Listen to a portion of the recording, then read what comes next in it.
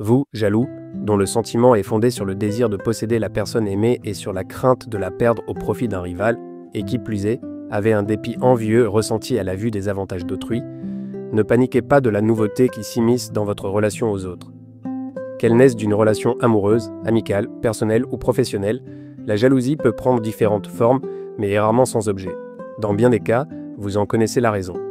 Quel que soit son niveau, cela révèle un malaise et il est important de le corriger. Vous les jaloux êtes dans un état d'esprit où vous éprouvez des difficultés à gérer vos émotions et de ce fait, vous pousse dans une situation de rivalité plus ou moins consciente, ou encore une attitude de possessivité.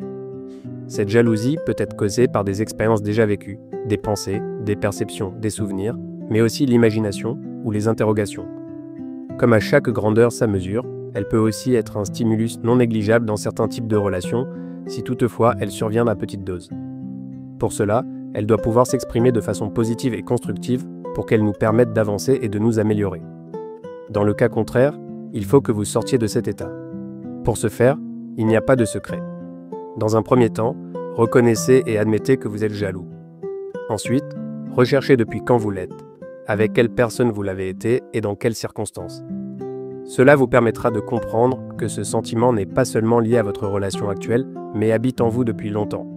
Puis, reprenez confiance en vous et surtout, arrêtez de vous comparer aux autres. Dites-vous que chacun est unique, avec ses talents et ses qualités, y compris vous. Comme le dit si bien Edmé Pierre Chauveau de Beauchesne, la jalousie décèle toujours un côté inférieur, quelle que soit la supériorité que l'on puisse avoir. À bon entendeur.